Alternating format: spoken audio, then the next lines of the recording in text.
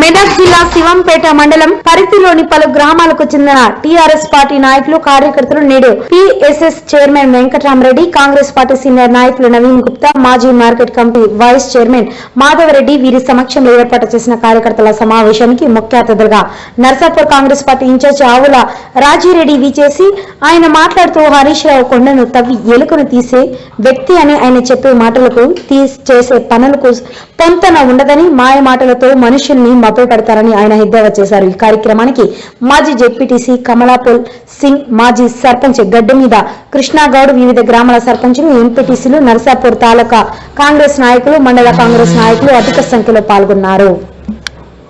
గమనించండి యువకులారా, రాజకీయ నాయకులారా, ఒక్కసారి ఆలోచన చేయండి. మీరు గ్రామాల్లో చర్చించాల్సింది ఒకటే, హరీష్ రావుకి ఏముండదు, కొండంత అవుతాడు, ఎల్కలు పడతాడు, ఏముండదు ఆయనకు. ఏదన్నా ఒకటి తీయాలి.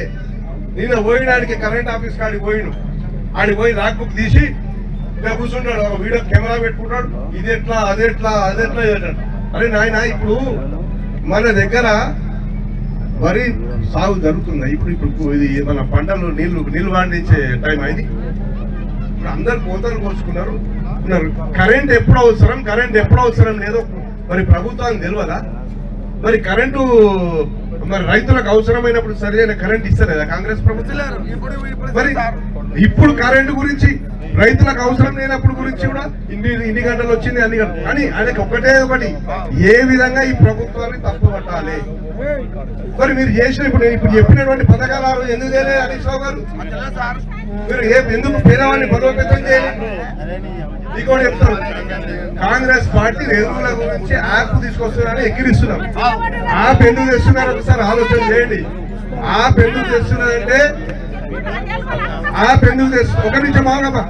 యాప్ ఎందుకు తెస్తున్నదంటే మొన్న తీసుకున్న వాళ్ళే ఎరువుని తీసుకున్నారు.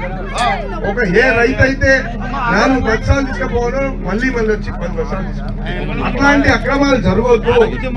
రైతుకు కరెక్ట్ గా ఎరువుల సప్లై జరగాలి. యాప్ ద్వారా అయితే ఒక రైతు ఈ రోజు ఒక 4 బస్తాలు తీసుకుపోయిందంటే యాప్ లో రికార్డ్ అవుతుంది. అంటే అది సద్వినియోగం చేయాలి అని ఒక మంచి ఆలోచన యాప్ తీసుకొస్తే అక్కడ కేసీఆర్ విమర్శిస్తాడు, ఇక్కడ హరీష్ రావు విమర్శిస్తాడు. హరీష్ రావు గారు ఒకటి గుర్తుపెట్టుకోండి, ప్రజలు విద్యులు, తెలంగాణ సమాజం మళ్ళీ మోసపోవడానికి మీ చేతుల్లో రెడీ లేదు.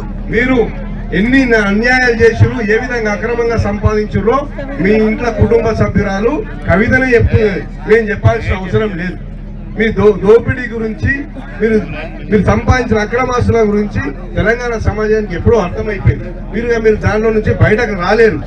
మేము చేస్తున్న పనులలో మీరు పదే పోయి ఒక కెమెరాలను పట్టుకొని మీడియాను మేనేజ్ చేసుకొని ఏదో కాంగ్రెస్ పార్టీ ప్రజలను ఇబ్బంది పెడుతుందన్నట్టు మీరు దుష్ప్రచారం చేస్తే ఎవరు నమ్మే పరిస్థితుల్లో మరి తెలంగాణ ప్రజలు లేరు. కాబట్టి దయచేసి తప్పుడు ప్రచారాలు మానుకోండి.